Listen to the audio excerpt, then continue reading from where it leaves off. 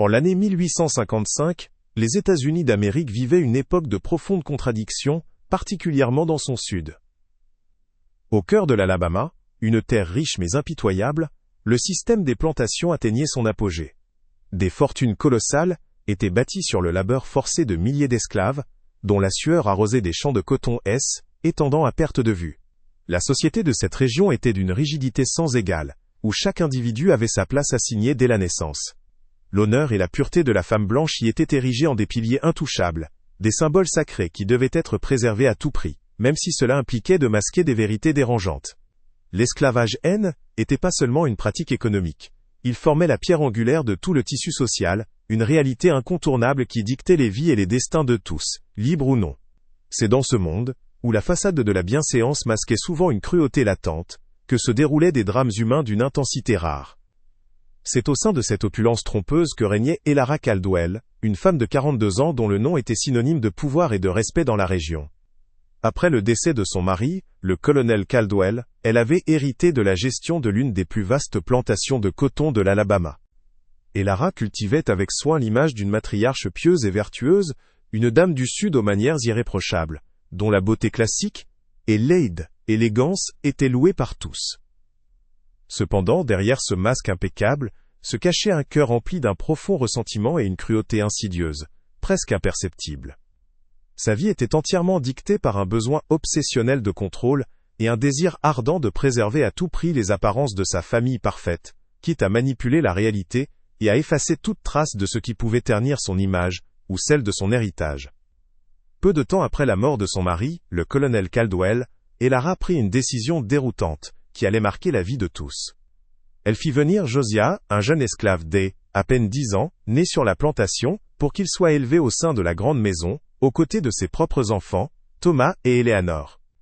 Ce geste, qui aurait pu paraître généreux, était en réalité qu'une forme de torture psychologique, subtile et cruelle. Josiah était traité comme un hybride, un serviteur élevé parmi les maîtres, constamment rappelé à sa condition inférieure, jamais pleinement accepté, malgré l'accès aux privilèges des Blancs. La vérité derrière cette éducation était bien plus sombre et choquante. Josiah était en fait le fils du défunt colonel Caldwell et d'une femme esclave. Elara était non seulement au courant de cette filiation secrète, mais elle utilisait cyniquement cette connaissance. Elle avait orchestré cette situation comme une expérience perverse d'humiliation et de contrôle, gardant le lourd secret pour elle seule et pour la société, afin de préserver les apparences de sa famille et de son propre pouvoir.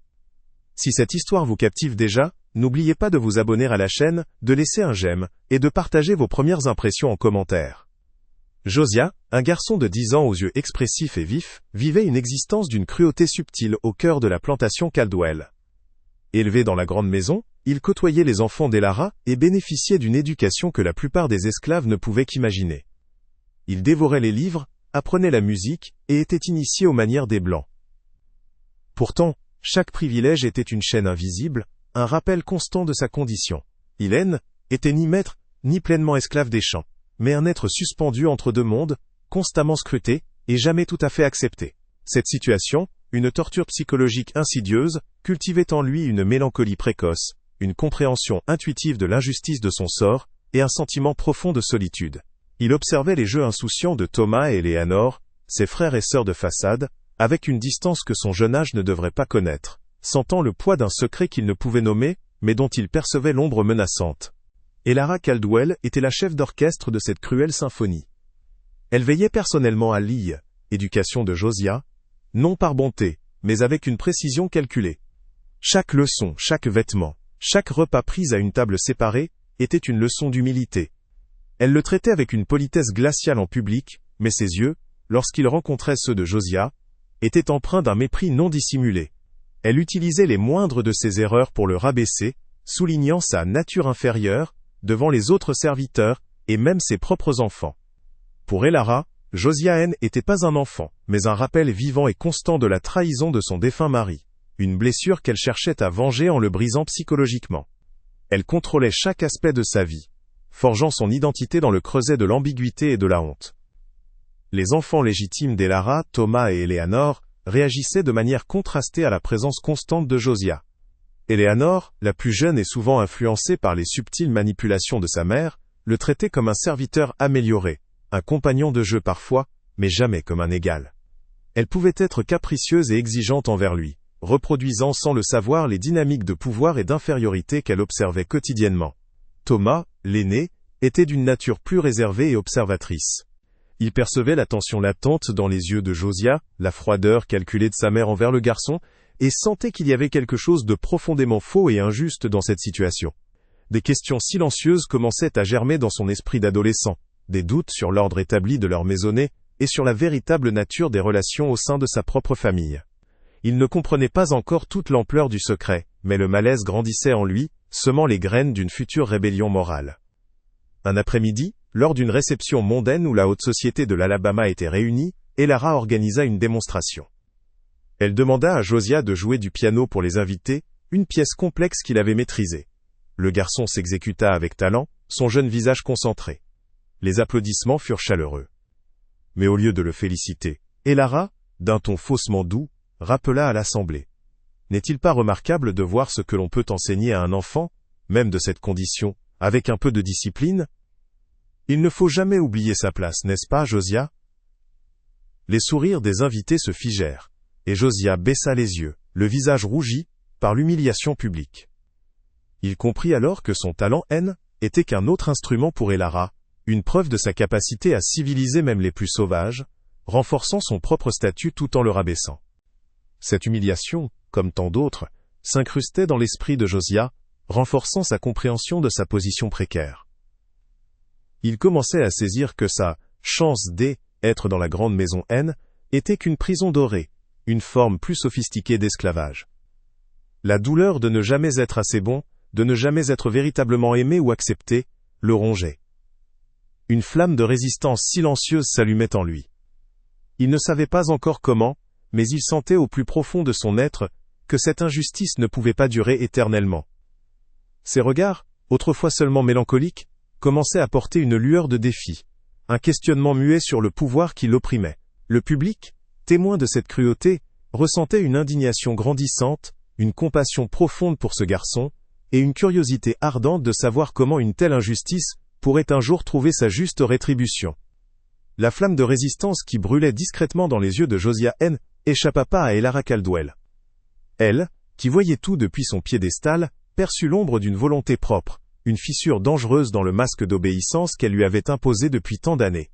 Ce n'était pas un acte de rébellion ouverte ou une parole déplacée, mais un froncement de sourcils imperceptible, un silence jugé trop long lorsqu'on lui donnait un ordre, une question muette dans son regard qui osait défier l'autorité invisible et incontestée d'Elara.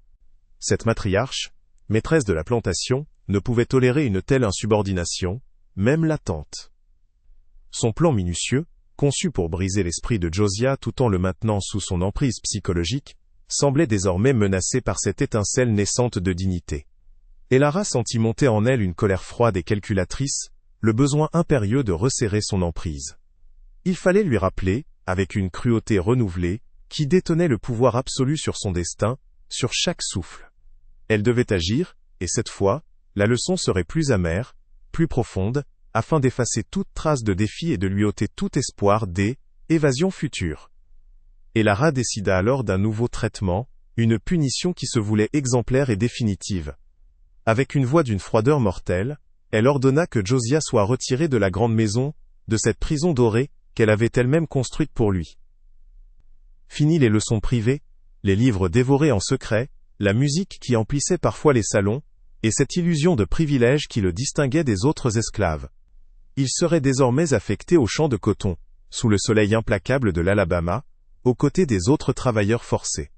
Ce n'était pas un simple changement de tâche, mais une déchéance brutale et calculée, une inversion de son statut, qui visait à le dépouiller de son identité singulière.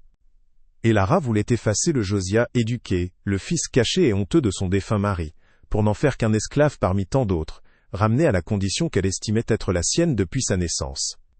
Elle jubilait à l'idée de le voir confronté à la dure réalité de ce qu'elle considérait comme sa véritable place, espérant que la souffrance physique finirait de briser son esprit, effaçant toute lueur de défi. Le choc fut brutal pour Josiah. Habitué à la relative propreté et à la quiétude de la grande maison, il se retrouva plongé dans un monde de labeur éreintant, de chaleur accablante et de poussière.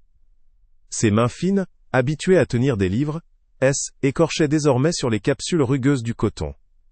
Son corps, moins robuste que celui des esclaves des champs, souffrait sous le soleil brûlant et les coups de fouet des contremaîtres.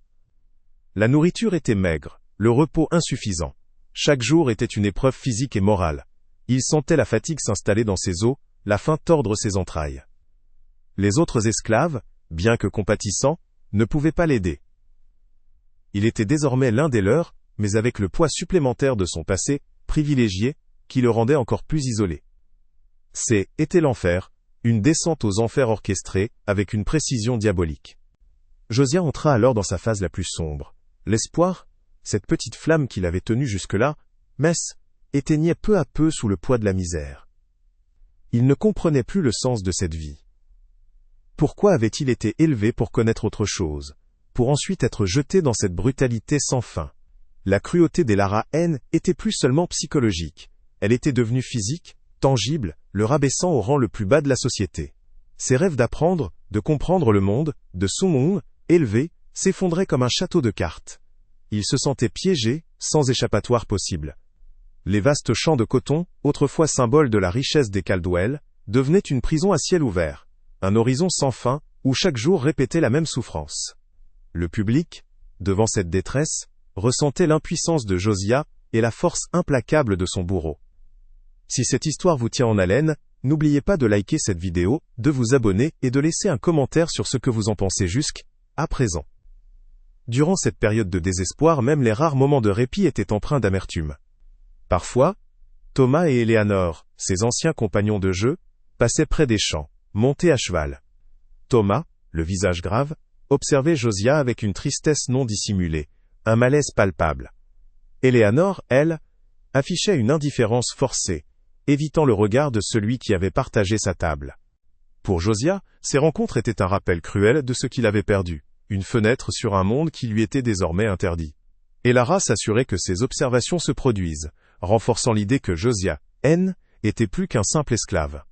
Elle venait parfois elle-même, inspectant le travail, ses yeux froids se posant sur Josiah sans un mot. Une simple expression de satisfaction, qui était une autre forme de coup. Sarah Beaumont, lors de ses visites régulières à la plantation, fut choquée de découvrir la nouvelle situation de Josiah. Elle ne l'avait pas vu depuis quelques semaines, et le changement était saisissant. Le garçon autrefois vif et intelligent semblait brisé, son corps émacié, ses yeux éteints. La cruauté des Lara était devenue insupportable, même pour Sarah qui connaissait la nature de sa belle-sœur. Cette déchéance forcée de Josiah ne fit que renforcer la détermination de Sarah à découvrir la vérité. Elle comprit qu'Elara n'était pas seulement une femme calculatrice, mais une âme profondément malveillante, capable d'une barbarie psychologique inouïe. Chaque jour de souffrance de Josiah alimentait la rage silencieuse de Sarah, la poussant à accélérer ses recherches de preuves. Elle savait qu'il n'y avait plus de temps à perdre. Josiah ne pourrait pas supporter longtemps une telle existence. Josiah était au fond du gouffre. La force physique lui manquait, son esprit était épuisé. Il se laissait porter par le rythme mécanique du travail. Chaque mouvement une douleur, chaque pensée un fardeau. La nuit, il rêvait des livres, des mélodies, de la douceur d'un lit propre, mais se réveillait dans la dure réalité de la cabane d'esclaves. Il avait l'impression d'être mort, vidé de toute substance. Et Lara avait réussi son coup. Il était brisé, sans voix, sans force pour se rebeller, même en pensée. Était la situation limite, le point de non-retour où l'individu perd tout espoir. Le public, face à cette image de détresse absolue, se demandait comment un tel calvaire pouvait prendre fin, et si justice pourrait un jour être rendue à ce jeune garçon dont l'existence même était une cruauté orchestrée. Josiah, malgré la misère des champs, ressentait une étincelle renaître en lui. Ce était pas un espoir joyeux, mais une détermination froide, nourrie par la rage silencieuse de l'injustice. Chaque coup de fouet, chaque humiliation publique, chaque repas maigre était plus seulement une souffrance, mais une marque gravée, un rappel de ce qu'il ne devait jamais oublier. Son corps était brisé, mais son esprit, loin de s'éteindre, commençait à s'aiguiser. Il observait. Il écoutait. Il voyait les failles dans le système, les murmures des autres esclaves, les regards furtifs qu'ils échangeaient. La plantation était une prison, mais aussi un livre ouvert, rempli de leçons sur la survie, la ruse et la résistance. Il apprenait à lire les visages, à anticiper les humeurs des contremaîtres, à se fondre dans le paysage sans jamais cesser de penser. Cette transformation intérieure était invisible aux yeux des Lara, mais elle était réelle, profonde, et annonçait un changement. Dans les brèves pauses du labeur ou sous le voile protecteur de la nuit, Josiah commença à chercher des conversations. Il se rapprocha de Mary, la vieille esclave de la maisonnée, dont la sagesse était aussi profonde que ses rides. Mary avait tout vu, tout entendu sur la plantation Caldwell. Elle avait connu le colonel Caldwell, le défunt maître, et elle portait en elle les secrets anciens de la plantation comme des cicatrices, des vérités enfouies sous des années de silence. Josiah, avec une prudence nouvelle, lui posa des questions indirectes, des observations innocentes sur le passé, sur les gens et leurs relations complexes. Mary, d'abord méfiante et habituée à la discrétion, sentit la sincérité et l'intelligence du garçon. Elle vit en lui non pas un simple esclave brisé, mais un esprit en quête de vérité, un jeune homme qui méritait de comprendre son histoire. Une complicité silencieuse naissait entre eux, une alliance des âmes opprimées partageant le fardeau de la servitude. Mary ne parla pas ouvertement du secret de Josiah, mais ses mots étaient des graines semées dans un terrain fertile. Elle lui raconta des anecdotes sur le colonel, des détails sur sa personnalité, des allusions à des relations interdites. Elle lui décrivit sa mère biologique, une femme esclave d'une grande beauté et d'une force tranquille, dont le souvenir était encore vif dans sa mémoire. Josiah assemblait les pièces du puzzle. Il se revoyait dans les traits du colonel, dans la description de sa mère. La vérité, longtemps pressentie, prenait forme, non pas comme une révélation brutale, mais comme une évidence qui s'imposait à son esprit. Chaque fragment d'information était précieux, un élément qui le sortait de l'ambiguïté, et donnait un sens nouveau à sa souffrance, à la cruauté d'Elara. Josiah, désormais conscient de son héritage caché, aiguisa ses sens. Il observait Elara avec une acuité nouvelle, cherchant les signes de sa culpabilité, les fissures dans son masque de vertu. Il remarqua la froideur de son regard, la façon dont elle évitait certains sujets, la tension palpable qu'elle dégageait lorsqu'il était mentionné. Il prêtait attention aux visiteurs, aux conversations des maîtres, aux rumeurs qui circulaient parmi les esclaves. Rien, était anodin. Chaque geste, chaque mot était analysé, conservé, comme un détective silencieux qui rassemble des preuves. Il comprit que le pouvoir d'Elara résidait dans son secret, dans la façade qu'elle maintenait à tout prix. Et il comprit que pour la défaire, il faudrait démanteler cette façade brique par brique, avec patience et intelligence. Thomas, le fils aîné d'Elara, continuait d'observer Josiah avec un malaise grandissant. Il ne comprenait pas la raison de cette déchéance soudaine, de ce traitement si cruel. Il avait remarqué les regards furtifs de sa mère, son silence étrange lorsqu'on parlait de Josiah avant son transfert au champ. Thomas, d'une nature plus juste et moins influencée par les préjugés de sa mère, sentait que quelque chose de profondément injuste se tramait. Un jour, en passant près de Josiah au champ, il laissa tomber discrètement un petit morceau de pain et de viande. Un geste d'humanité qui ne passa pas inaperçu. Ce n'était pas une conversation, mais un message silencieux de soutien, une reconnaissance de l'humanité du garçon. Josiah le perçut, et un espoir fragile commença à se former. Il n'était pas seul. Cette nouvelle compréhension, cette alliance naissante, donna à Josiah une raison de vivre, une force insoupçonnée. Il ne cherchait plus seulement à survivre, mais à comprendre, à agir. La patience devint sa plus grande vertu. Il savait qu'il ne pouvait pas se rebeller ouvertement. Le temps n'était pas à la confrontation, mais à la préparation. Il continuait son travail éreintant dans les champs, son corps s'endurcissant peu à peu, son esprit devenant plus résilient. Les douleurs physiques étaient plus seulement des souffrances, mais des rappels constants de son objectif. Il portait en lui le poids de l'injustice, mais aussi la graine d'une vengeance future, une vengeance qui serait stratégique et non violente, visant à démasquer la vérité. Il se forgeait une armure de résilience, attendant le moment propice pour frapper, pour révéler la pourriture morale sous le vernis de la civilité. Pendant ce temps, Sarah Beaumont, alertée par la déchéance de Josiah, intensifiait ses propres recherches. Les informations glanées auprès de Mary, bien que fragmentaires, avaient confirmé ses soupçons. Elle passait des heures à fouiller dans les vieux registres de la plantation, les papiers du colonel, les lettres de famille.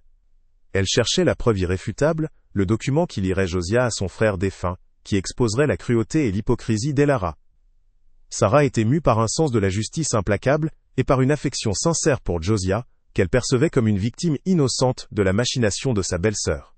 Elle savait qu'il fallait agir avec la plus grande discrétion, car Elara, avec son réseau d'influence, ne pardonnerait aucune intrusion dans ses secrets. Josiah, malgré son jeune âge, développait une intelligence stratégique redoutable. Il ne se contentait plus d'écouter les histoires de Mary, il posait des questions précises sur les dates, les lieux, les témoins potentiels.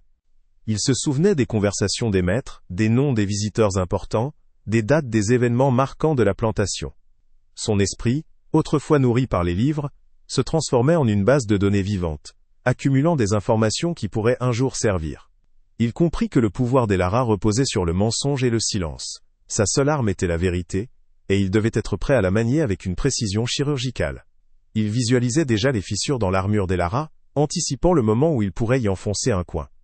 Le public, témoin de cette métamorphose silencieuse, sentait les étaux se resserrer autour d'Elara, bien qu'elle n'en sache rien. L'image du jeune Josiah, autrefois brisé, mais désormais porteur d'une détermination froide et d'une soif de justice, suscitait une immense sympathie.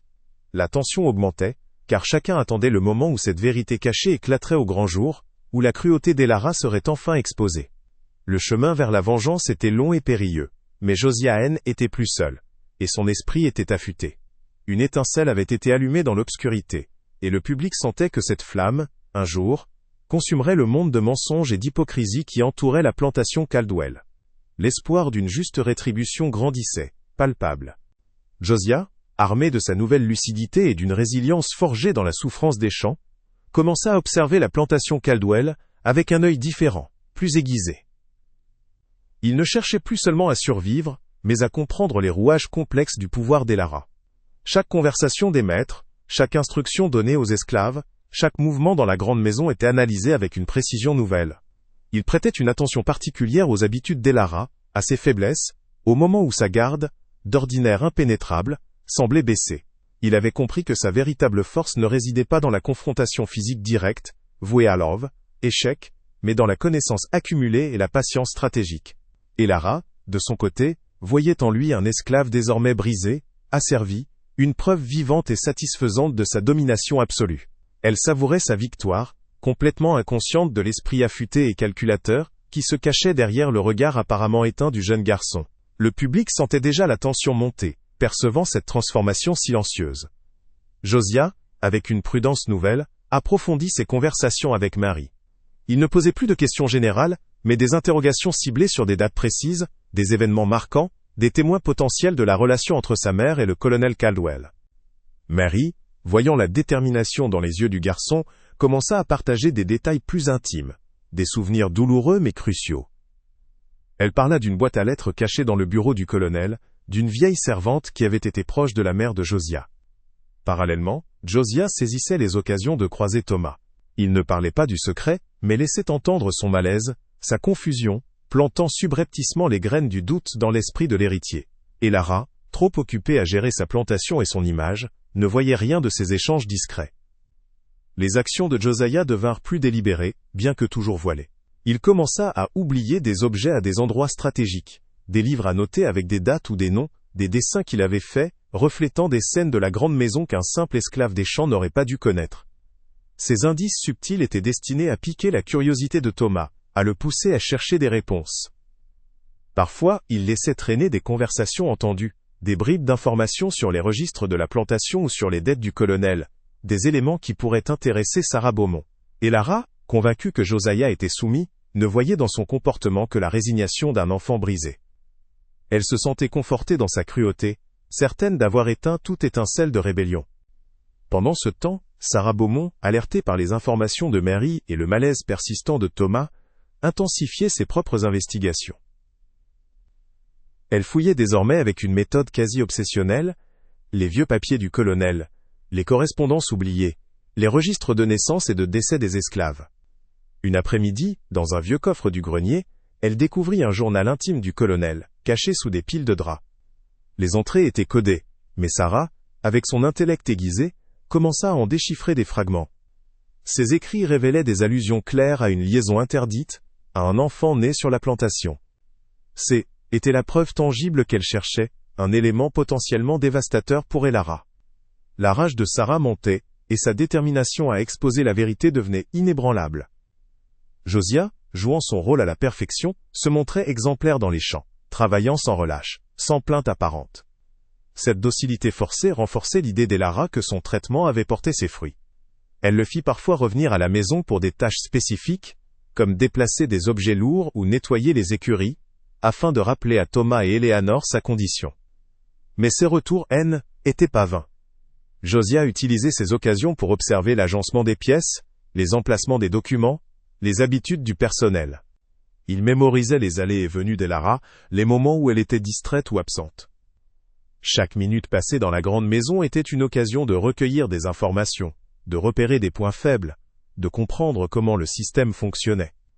Un soir, profitant d'une absence d'Elara et avec la complicité de Mary, Josiah s'introduisit discrètement dans le bureau du colonel. Mary l'avait dirigé vers un double fond dans le tiroir d'une commode massive, un secret que seul le vieux colonel et elle connaissaient. À l'intérieur, Josiah découvrit une liasse de lettres. L'une d'elles, jaunie par le temps, était écrite de la main du colonel et adressée à sa mère biologique, reconnaissant leur relation et mentionnant clairement la naissance de leur fils, Josiah. Il y avait aussi un petit médaillon, contenant une mèche de cheveux de sa mère. Était la preuve irréfutable, le document capital, qui allait changer son destin. Il prit les lettres avec précaution, son cœur battant la chamade, sentant le poids de l'histoire entre ses mains. Les pièces du puzzle s'assemblaient. Josiah, désormais en possession de la preuve ultime, savait qu'il devait la transmettre à Sarah Beaumont. Il attendait le moment propice, le signe qui lui indiquerait que le danger était moindre. Sarah, de son côté, avait déchiffré d'autres passages du journal du colonel, confirmant ses propres soupçons. Les deux investigations, menées en parallèle, et avec une discrétion absolue, convergeaient vers un même point. Elara, inconsciente de la tempête qui se préparait, était occupée à organiser le grand bal de printemps annuel, une démonstration de richesse et de pouvoir, destinée à cimenter sa position dans la haute société de l'Alabama. Le public sentait la tension insoutenable, sachant que la révélation était imminente, et que la chute d'Elara serait d'autant plus spectaculaire qu'elle la croyait inévitable. Le grand bal de printemps à la plantation Caldwell était un spectacle d'opulence sudiste, conçu par Elara pour éblouir et impressionner. Des centaines de lanternes projetaient une douce lumière sur les vastes jardins, où des dames en robe de soie et des messieurs en costume taillé se mêlaient, leurs rires et leurs conversations polies emplissant l'air du soir. Elara, radieuse dans une robe vert émeraude, flottait à travers la foule, hôtesse parfaite, son sourire inébranlable, ses yeux reflétant la satisfaction de son règne absolu. Elle annonça les fiançailles imminentes de sa fille Eleanor, consolidant ainsi la place de sa famille parmi elle, élite. Josiah, désormais endurci par les chants, servait des boissons, une ombre silencieuse parmi les invités. Sa présence était un rappel brutal du contrôle d'Elara, bien que personne, sauf Elara elle-même, ne comprit vraiment la profondeur de sa souffrance. Sarah Beaumont et Thomas observaient, leur cœur lourd d'une vérité qu'il était temps de révéler. Sarah Beaumont se tenait discrètement en retrait, observant la scène avec un mélange de dégoût et de détermination. Pendant des semaines, elle avait travaillé sans relâche, amassant les preuves. Lettres jaunies, journal intime du colonel, témoignage silencieux de Marie. Elle avait rédigé des copies d'une lettre anonyme, concise mais dévastatrice, qui exposerait la supercherie d'Elara sans laisser la moindre place au doute. Thomas, le fils aîné d'Elara, avait confirmé ses propres découvertes, son jeune visage marqué par la honte. Il avait promis son aide discrète, non par esprit de rébellion, mais par un sens inné de la justice. Le moment de frapper était venu. Sarah sentait la pression, mais aussi une force tranquille. Elle était le bras de la vérité, prête à abattre l'aile, édifice de mensonges et d'hypocrisie. Au milieu des valses et des rires, Sarah commença sa mission. Elle se déplaçait avec une élégance discrète, glissant les lettres anonymes pliées en 4, dans les mains gantées des dames les plus influentes de l'Assemblée. Celles-ci, des piliers de la société sudiste, étaient des maîtresses de plantation, des épouses de sénateurs et de juges, dont l'opinion pouvait faire ou défaire une réputation. Thomas, de son côté, créait de subtiles diversions, éloignant Elara des groupes cibles ou attirant l'attention ailleurs. Les premières dames lurent les missives avec des sourcils froncés, leurs expressions passant de la curiosité à la stupéfaction, puis à un choc silencieux. Un murmure, léger comme une brise, commença à parcourir la salle, un son imperceptible à l'oreille non avertie, mais lourd de conséquences. Le murmure se fit plus insistant, puis se transforma en un bourdonnement général. Les têtes se tournaient, les groupes se formaient, les visages affichaient des expressions d'incrédulité et de scandale. La lettre se passait de main en main, les mots imprimés se répandant comme une traînée de poudre. Le fils illégitime du colonel Caldwell, un esclave, élevé dans la maison, Elara était au courant. Une humiliation orchestrée. Les fragments de phrases volaient, s'entrechoquant dans l'air, brisant l'atmosphère feutrée du bal. Elara, occupée à recevoir les compliments sur la beauté de sa fille, ne percevait pas encore l'ampleur de la catastrophe. Elle souriait, ignorante du poison qui se répandait, détruisant son monde parfait, brique par brique. Petit à petit, le sourire d'Elara vacilla. Elle sentit le poids des regards posés sur elle, des chuchotements qui s'arrêtaient brusquement à son approche. L'air devint lourd, palpable. Une dame, d'habitude si affable, la salua avec une froideur inattendue, ses yeux pleins de mépris. Puis, une autre cesse, éloigna ostensiblement. Elara sentit une panique sourde monter en elle. Elle vit Thomas, le visage grave, évitant son regard. Elle aperçut Sarah, debout, les yeux fixés sur elle, une expression de triomphe silencieux sur le visage. C'est alors qu'elle comprit. Quelque chose de terrible était produit. Quelque chose qui menaçait tout ce qu'elle avait construit. Son cœur se serra, la peur froide et implacable, remplaçant l'orgueil et la satisfaction. Alors qu'Elara tentait de reprendre le contrôle, une voix éleva, claire et perçante, rompant le silence tendu. Était Madame Dubois, une des matriarches les plus respectées de la société, tenant la lettre anonyme d'une main tremblante. Madame Caldwell, dit-elle, sa voix chargée de dégoût, il semblerait que nous ayons été trompés. Ce garçon Josiah n'est pas seulement un esclave que vous avez éduqué. Il est le sang de votre défunt mari, le fruit d'une union que vous avez cachée et utilisée pour une cruauté inouïe. Les mots frappèrent Elara comme des coups. Son visage se figea, toute couleur le quittant. La vérité, longtemps enfouie, éclata au grand jour, exposant sa duplicité et sa barbarie aux yeux de tous. Le masque d'Elara tomba. L'assemblée, stupéfaite, la regarda, non plus comme la dame respectée de la plantation, mais comme une femme démasquée, dont l'honneur était brisé en 1000 morceaux. Les murmures de scandale se transformèrent en condamnations ouvertes. Les invités commencèrent à quitter la salle de bal, évitant son regard leur voiture éloignant dans la nuit, emportant avec elle le prestige et la réputation des Caldwell. Le bal de printemps, censé sceller son triomphe, était devenu son bûcher public. Josiah, immobile près du buffet, observait la scène. Son visage impassible. La vengeance était pas un cri de joie, mais une libération silencieuse. La justice, froide et implacable, était manifestée. Elara était déchue. Son empire de mensonges s'effondrait sous le poids de la vérité. La réputation d'Elara Caldwell, autrefois intouchable, fut irrémédiablement brisée. Le scandale du bal se répandit comme une tache d'encre sur le tissu délicat de la société sudiste. Ses anciens amis et associés évitèrent, ses invitations furent ignorées, et les rumeurs les plus sombres la poursuivirent. La plantation Caldwell, pilier de son pouvoir, commença à vaciller. Les créanciers, alertés par la chute de son prestige, devinrent plus pressants, menaçant l'équilibre financier qu'elle avait si durement maintenu. Ses propres enfants, Thomas et Eleanor, marqués par la honte paternelle et la cruauté de leur mère, prirent leur distance, leur famille parfaite étant plus qu'une illusion. Eleanor, dont les fiançailles avaient été annoncées le soir même du drame, vit son union annulée, son avenir brisé par le scandale. Elara, isolée et démunie de son influence, fut condamnée à une existence solitaire, hantée par l'effondrement de son empire de mensonges, une chute aussi spectaculaire que méritée. Josiah, quant à lui, fut arraché à la brutalité des champs. La révélation de sa paternité, bien que bouleversante, valida son existence, et lui offrit une identité qu'Elara avait cherché à lui voler. Sarah Beaumont, désormais libérée de son fardeau, prit Josiah sous son aile, déterminée à lui offrir un avenir digne.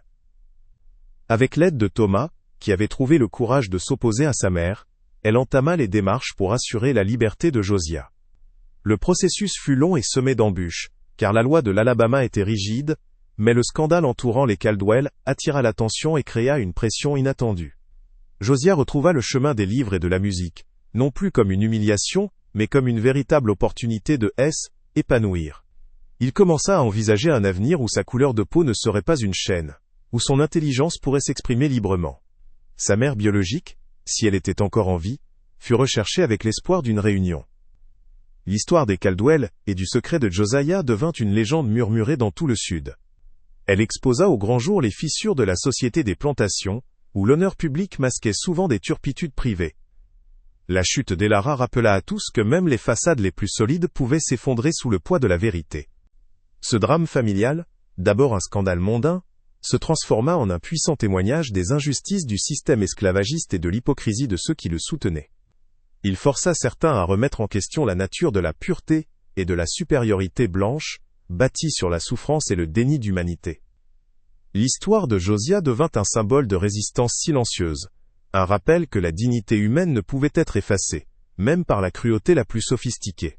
Elle laissa une marque indélébile, une cicatrice sur la conscience d'une époque. Épisode de la plantation Caldwell fut une leçon amère mais nécessaire. Il prouva que la vérité, même enfouie sous des années de mensonges et de prestige, finit toujours par éclater, dévastant les empires personnels et exposant la pourriture morale qui se cache sous le vernis de la civilité. La vengeance de Josiah ne fut pas violente, mais stratégique et émotionnelle, démontrant que la connaissance et la patience pouvaient être des armes plus puissantes que n'importe quelle force physique. Son histoire est celle d'une résilience extraordinaire, d'un esprit qui, malgré la souffrance, refusa de se briser. Elle nous invite à réfléchir sur les conséquences de l'orgueil, de l'injustice et du déni d'humanité. Si cette histoire vous a marqué, si elle a touché votre cœur, n'oubliez pas de vous abonner à la chaîne, de laisser votre j'aime, et de commenter ici ce que vous en avez pensé.